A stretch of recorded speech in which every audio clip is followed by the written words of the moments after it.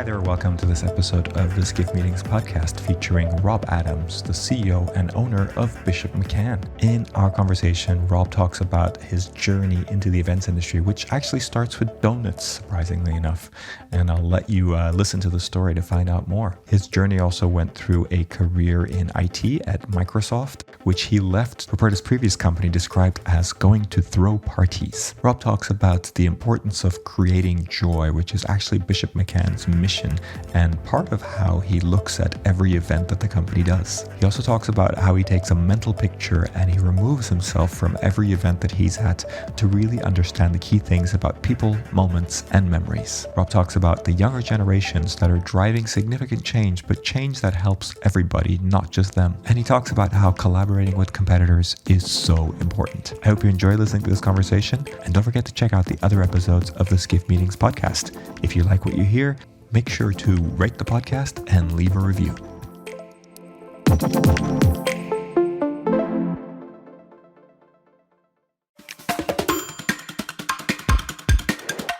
Hello, everybody. Welcome to the Skiff Meetings podcast. I am delighted today to be joined by my friend Rob Adams, the CEO and owner of Bishop-McCann and the president-elect of Meeting Professionals International, MPI. Rob, welcome to the show.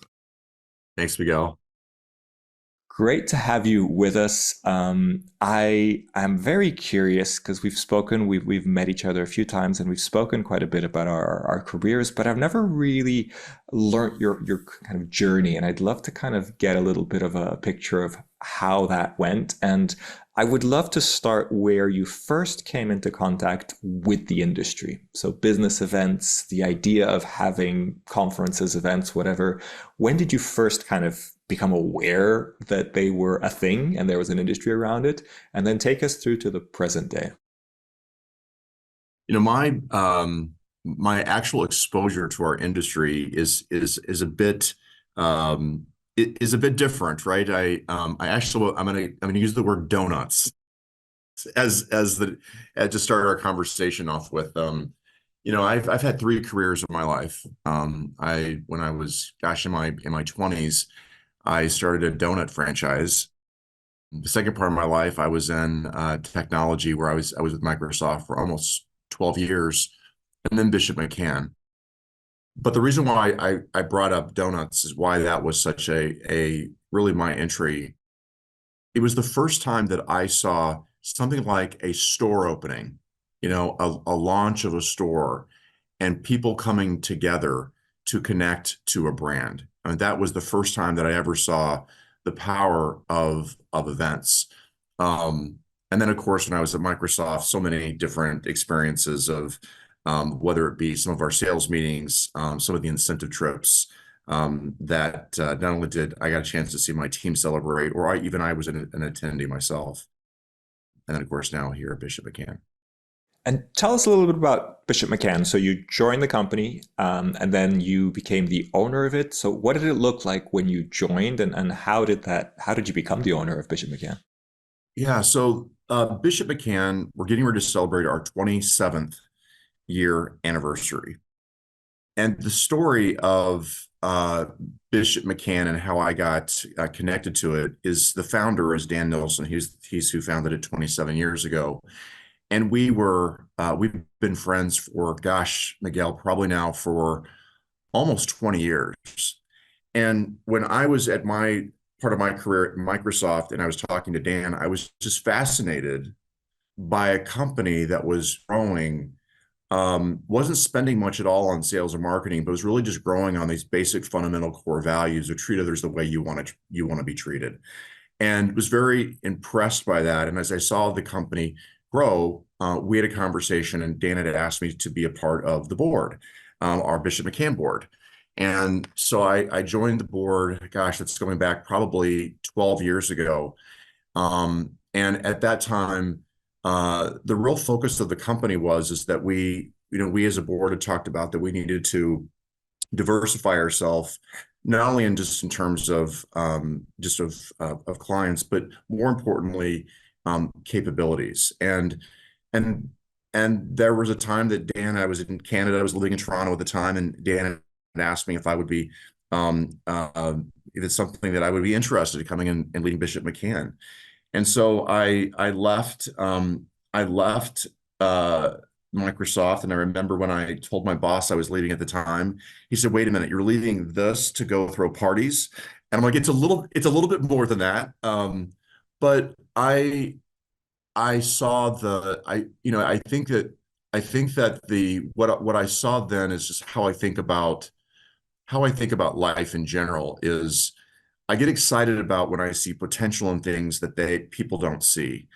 And I saw not only a company, but as I got a chance to meet the people and I got a chance to get to know our industry, Miguel. I mean, I think about the innovation of what technology and the speed of how fast that goes versus at that time in our industry. I thought it was an incredible opportunity to show what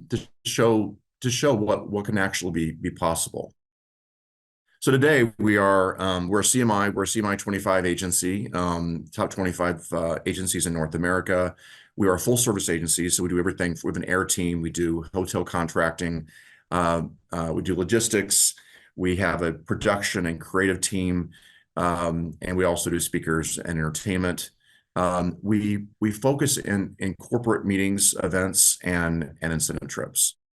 Yeah. So your clients are all corporate or mainly corporate? All corporate, All yes. corporate.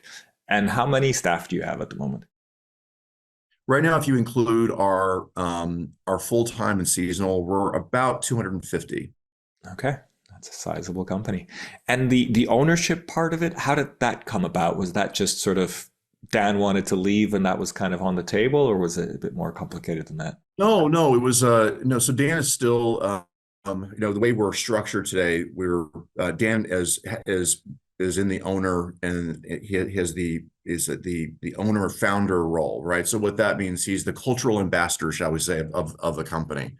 But he was looking at how can he make an impact? How can he make an impact outside of Bishop-McCann while still having a key role of culture?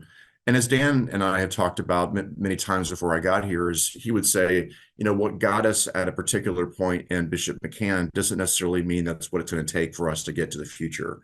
And so that's where my background building companies is something that was right for the time of Bishop-McCann, and through that, then that's where it created for us to be more business partners and ownership associated with that.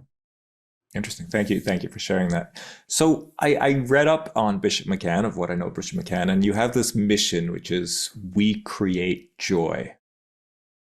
Tell me a little bit about that. Why is that important as a mission? I think a lot of companies have a more formal mission or kind of a wordy, more corporate speak filled mission, but you go down to "We create joy." What does that mean to you, and why do you think that's important? Sometimes the best things that can ever happen to you is when you have something that bad happens. And we had a loss. We had a client pitch that we thought we had won, and we didn't. And we asked the client, what was it about Bishop-McCann that you decided to go a different direction? And they said, we loved you guys, but the other company we went with, we just felt like they had a better mission. And so a couple things happened around that time. Simon Sinek popped up right on my, right up on my YouTube channel. And I was watching one of his old podcasts. He was talking about the why. Of a lot of companies have the what they know what they do, they know how they do it, but the why they do it. And I thought, gosh, we are missing why we do what we do. And I started asking people, do you know why we do what we do? And it was a very mixed answer. So we brought a consultant in, and we did a lot of work on why is it that we do what we do? We started coming up with a lot of stories. And the core essence of every one of those stories was something to do around joy or happiness. And we landed on that mission of that's what we do. We create joy.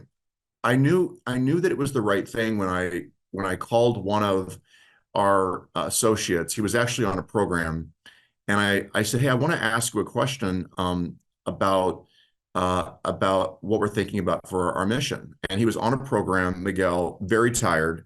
And he said, I don't know if this is the right time for you to ask me that question. And I said, no, I actually think this is the perfect time.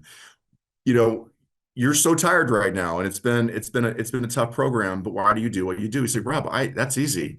I was just with 1,000 attendees now, seeing the happiness that we created. So I said, so we create joy, or essentially, right? He's like, yeah. And then it was 2 weeks after that I was at a conference, and I ran into a neuroscientist who had spent his entire life, he has spent his entire life studying what joy means. And he had a very long equation, and he derived it into something so simple.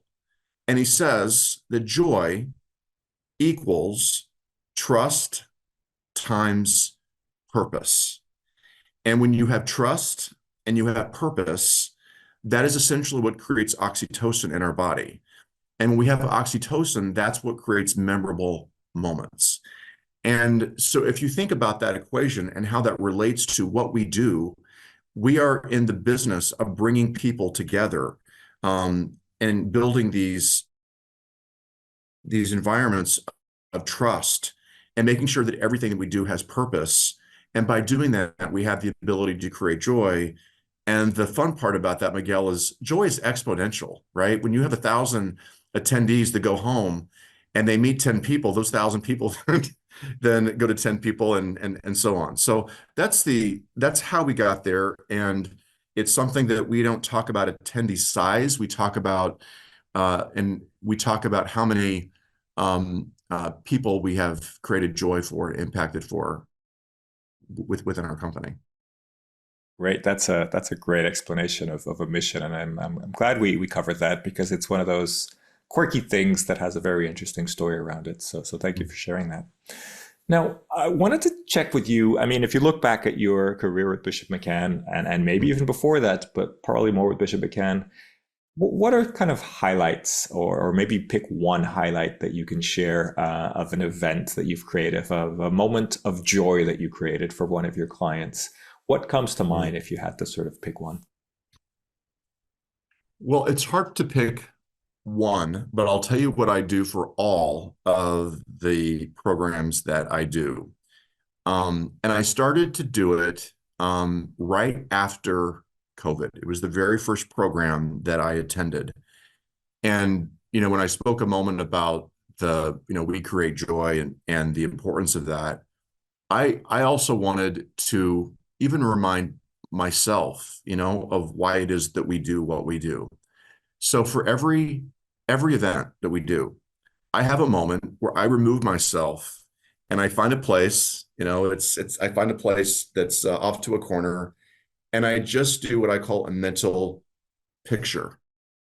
And I take a mental picture, and I'm just looking at the attendees, and realizing that the impact of what it means for people to actually be together. And I have a picture in my mind. You could name a program that I attended, and I had that visual picture in my mind, and I like to share that also with the company too, of those mental pictures. And I think it's something I also recommend that our people do, is to always take a mental picture and always be reminded of the good things that we do at our programs. Just to make sure I understood that correctly, you step away and you sort of become silent for a moment, if you will, and you Yes. remove yourself from the event, and I guess, are you trying to sort of just capture the moment in some way, or just sort of get a feeling for what you've created without, you being in the center of it? Yes.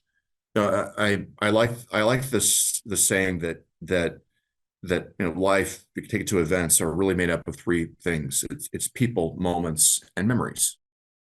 And so when I am capturing that mental picture, I am really thinking about that. I'm capturing, thinking about the people, and that memory, excuse me, the people there, and the moment that I'm capturing, and knowing that moment is actually creating a memory. And sometimes, we are when we're on site. We're just so busy doing the doing. We don't take the time to reflect. And and Miguel, it's not like I'm spending 30 minutes on the sidelines. It's 5 minutes, but it's some of the best 5 minutes of a program that I do. I really like that. I think it's really fascinating that you kind of make sure to take the time to do that. So thanks for sharing that.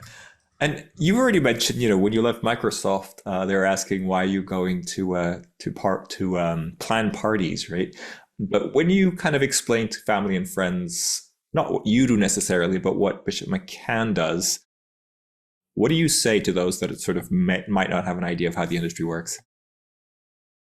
I love it that you're asking this question because it has definitely been one of the more challenging. When I first got this industry, I found it so challenging. I have found it, the way to describe it is it's a great way to really get to know someone first. So when someone's asking me that question, I'll ask them questions back. I'll ask them questions about, before I answer that, I'd be curious to know, like, when you think about, your career in your life, have you been to national sales meetings? Have you been on, has there been an incentive trip that you've been on? Has there been a convention that you've been on? And almost always someone has, oh yes, I attended such and such. And I said, that is what we do. And then I'll break it down into the parts of the company, the Bishop-McCann that we would own. So I found it more relatable when you focus on someone owns their own personal experiences and then relate it back to Bishop-McCann than trying to say that we do corporate meetings and incentive trips. And sometimes people they don't quite know how to relate to that. But if you first start with them and then explain it, it usually goes well. It sounds like you turned it into a good conversation starter, even if it's not necessarily an easy thing to answer. Yes. Now, I saw recently that you hired Todd Moritz, I think, as vice president of event technology, and you put out a press release, etc. Tell me a little bit about the thinking behind this. Is this a kind of a different way to approaching technology? Is it kind of an investment from your side, or are there other kind of components to this? Well, technology overall, as you know, in our industry is just the pace of innovation is going so fast. It's actually one of the things I'm very excited about. I think definitely COVID was sparked that. And in order to be able to, for us to have a point of view, of what technology means to our industry, it was really important to add someone as a part of our leadership team. And Todd's role, that's what he will be doing. I mean, he is focusing on doing a lot of listening, researching, but essentially his role will be helping not only the company, but also help the company, but also the industry, of giving direction of where are we going and what solutions can we be providing to, in our case, clients, also the company, right? Also, what efficiencies we can gain internally as a company, but also, as I say, we have nothing to hide. So the things that we're doing as a company, sharing that with the industry, so we can also help the industry in its innovation. I'm assuming that AI is a big part of this. Am I assuming correctly? Is that sort of a big part of Todd's AI, I have vocabulary? no idea. I have no idea what you're talking about. Yes, absolutely. AI is a core piece of that. We just got out of our annual planning meeting, and we looked at all the core initiatives of the company. For sure, technology is one of them, but we have broken out AI as its own focus area as a company, and we have monthly, quarterly, yearly objective goals on how we see AI. But yes, that is a big part of his role. And are you actively implementing AI in sort of different parts of the company, different processes, or are you kind of researching it separately and then kind of bringing it in? Can you share anything about your approach?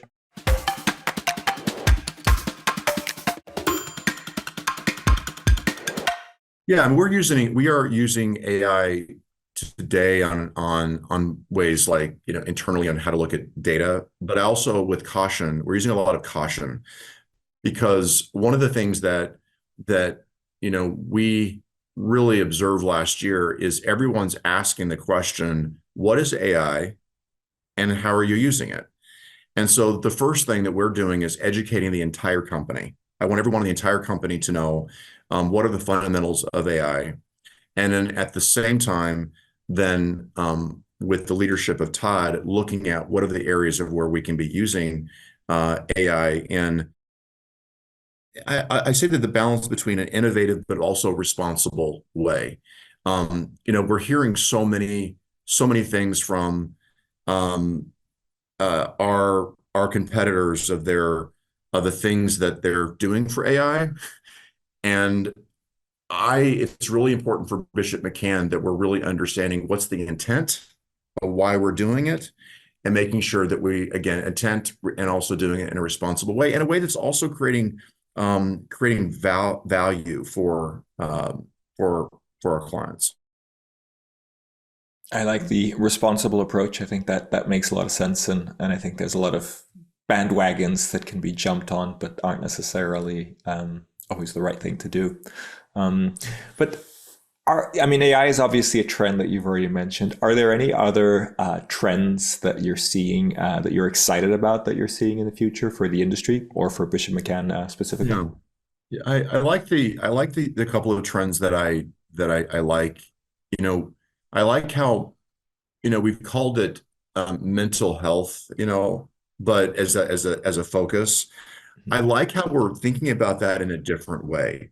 That it's not just mental health, it's really breaking it out into physical health, mental health, and also financial health, and making sure we're much more intentional about those three areas. It's something that, we have initiatives around how do we make sure that our employees can be as healthy as possible.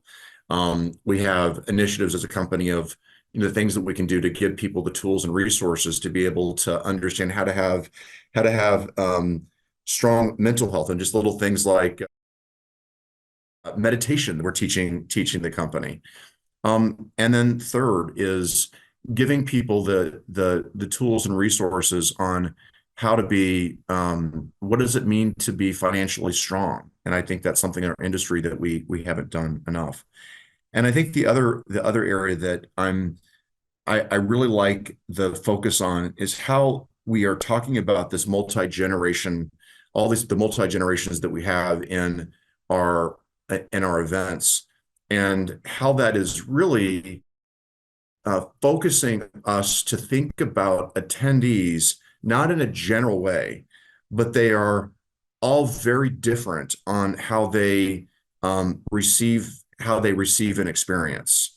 And we've always talked about having personalized experience for years, but I think that there's something very different here that I think that I'm feeling, and that is that we're beginning to understand that you really do have to think about each of these generations in a different way in order to have experiences that are um, um, that are memorable, because it's a different experience for it's different for every generation.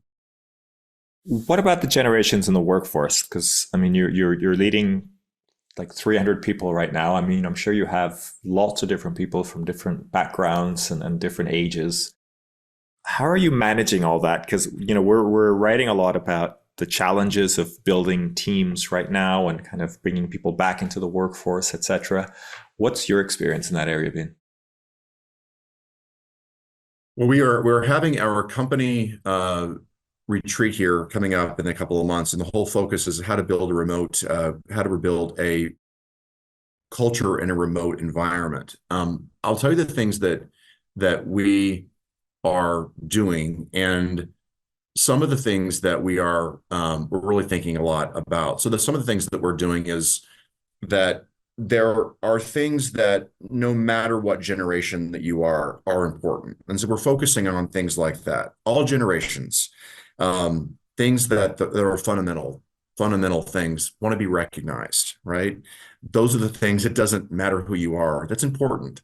So we have things like we have what's called AwardCo. It's a platform that we use internally that allows anyone in the company, everyone gets so many points, and they can recognize other associates for the work that they've done, and it's done in a very public way. We do things like we have these things called Pinnacle Awards, which are trips that we give, incentive trips that we give away for some of our top winners.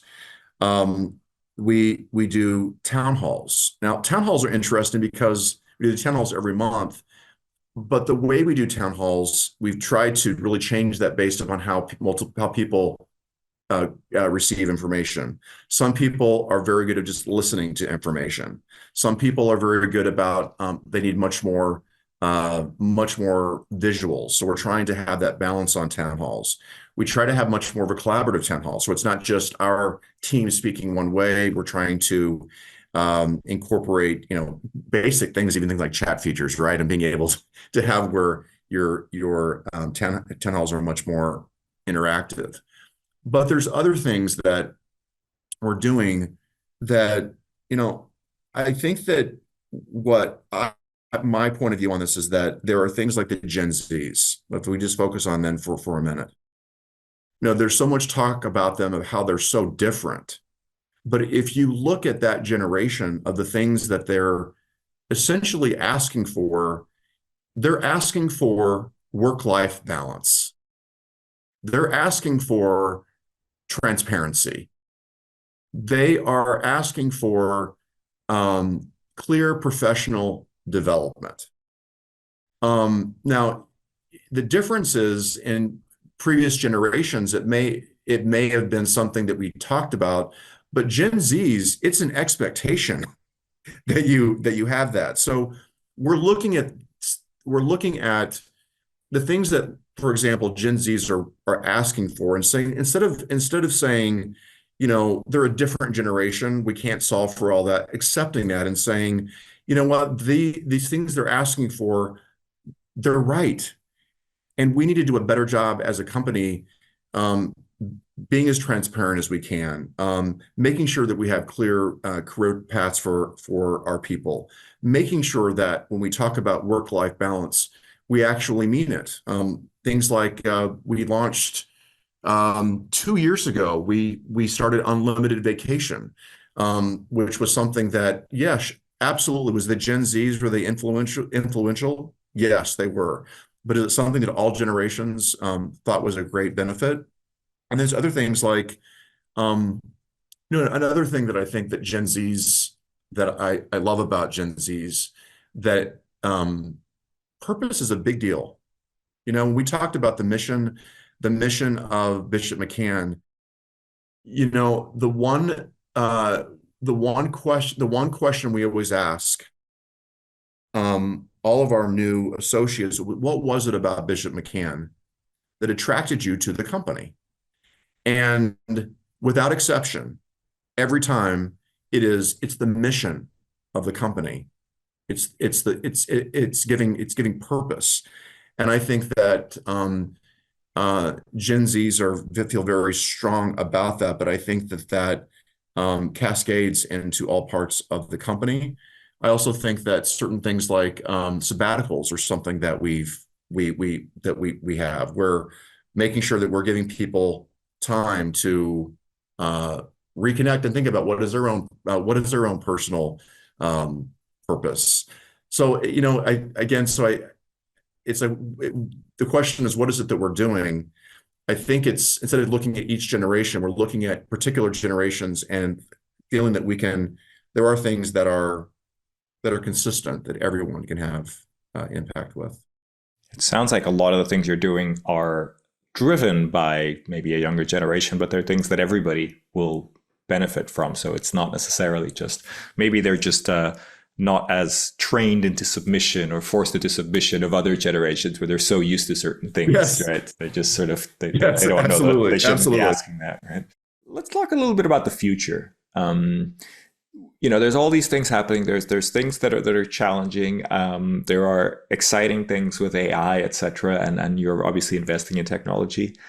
How do you see events and particularly the events that you do and the type of business that you do, how do you see that evolving in the next, let's say, 5 years? I know we don't have a crystal ball, but I'd kind of love to get your view on what an event that Bishop-McCann organizes, what would look different about it if it was in 5 years' time?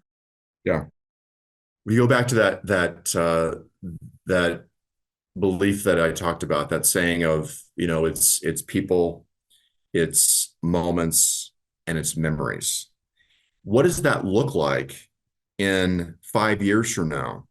This is where I think AI and technology really start having an impact on what that looks like, because we're starting to now measure these experiences a lot more. We're having an internal, a really healthy debate right now about the difference between measuring emotion and measuring feelings. And that's something that we're spending a lot of time about. So I can imagine that in the next 5 years, we're going to be able to really have good data that will be able to understand what are those things, what are the catalysts that will, and being so personal, being able to know, like, what does that mean by gender, age, demographic, and creating an experience that is known to have an impact for attendees at the individual level. I can see events in the next 5 years to where we are really looking at we're looking at events at the individual level, and if someone is, we'll call them distractors, right? They're kind of off. They're not really engaged. That we're really focusing on them and having a way to be able to getting them much more engaged, and then doing so much more studying on the people that are the leading indicators, the people that are the ones that are having the highest amounts of engagement. What are the things that we can be applying and learning from those? So I think it's going to be, I'm excited about the future, Miguel, a lot, because I think that some of this technology that's coming out is going to, we've talked about for years, right?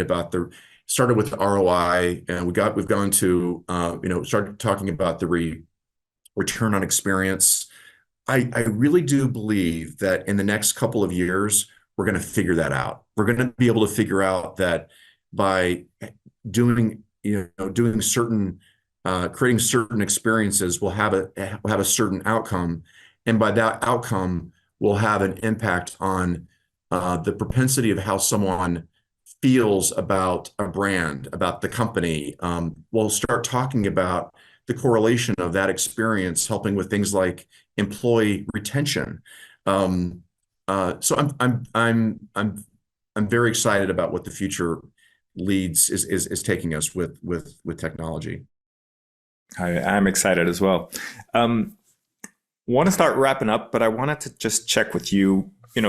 Future, you're seeing this vision, you're seeing these different things happening. Are there any things that or any single thing that you think the industry needs to change for that to really come true?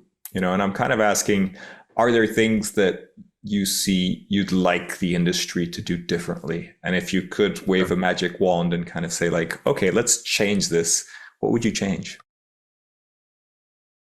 One of the biggest pieces of criticism that I discussed a lot when I first got in the industry, remembering that where I came from in technology, innovation comes from collaboration, right? It's all about bringing strategic partners together, bringing your competitors together many times and thinking about how they're doing things. That's what creates innovation. And when I got to in this industry, almost 10 years ago, I was very shocked about how don't we don't really talk a lot. We're very closed, and this idea of protection of, this information that I have, I'm not going to share because they're fearful of something, right? And I think COVID, for a moment, right, was a moment that it felt so good that, I was talking to all of my direct competitors. We were talking with each other about what is it that you're doing and how are you surviving? And it felt so good to be able to have that type of collaboration. And if I had one thing that I would say that we as an industry could do today is not lose that, not lose that, and just have this mindset that individually, um, individually, we have so many great ideas, but if we can just um, let people in, be more collaborative, have more trust, and know that if the more that we share it together, the more collectively the industry how we can be so much better than doing it on our own. Gosh, that would be my one wish that I would have for our industry, that we would do better. What a great wish. I'll add one more question before we wrap up, which is, I imagine that this kind of collaboration could be a part of this, but if we were to put together an event for you, if there were 100 or maybe 50 Rob Adams around the world that wanted to come together for a business event, what would that look like? What would be special about that event? What would you really want to have at that event? And I think the collaboration piece is obviously a big part of it, but is that what that event would be about? Would it just be a collaboration, or what else would you like to have at an event that's built especially for you?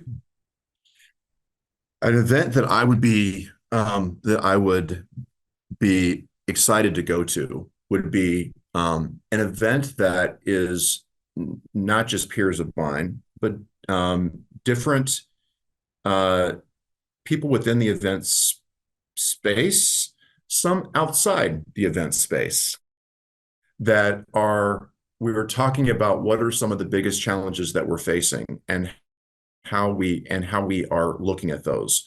I think that sometimes when we're meeting, we are very, I call the snow globe effect, right? We're just looking in our snow globe and not looking at the other areas outside.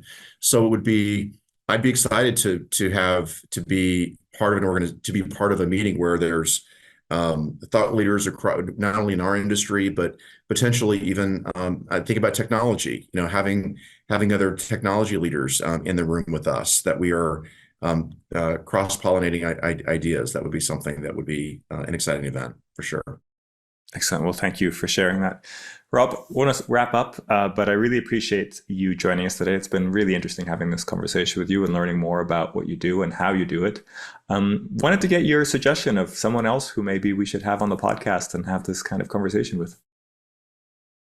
The thing about being part of in this industry, being part of NPI, this is a good example. How I met you, Miguel, there's so many great people. Just top of mind, I think about Tracy Judge is one name that is top of mind, just because I think about how our industry is shifting around the freelancers and just the gig workforce, and how she's really setting the trend around that. And of course, Amanda Armstrong, she previously being at Enterprise, her now being at Encore is certainly someone it's always good to listen from. Thank you for those recommendations. Rob, it's been an absolute pleasure. Wishing you lots of success. Sounds like you have a busy few weeks with planning, etc. So look forward to hearing more about your successes and your events, and hopefully we'll see each other very soon.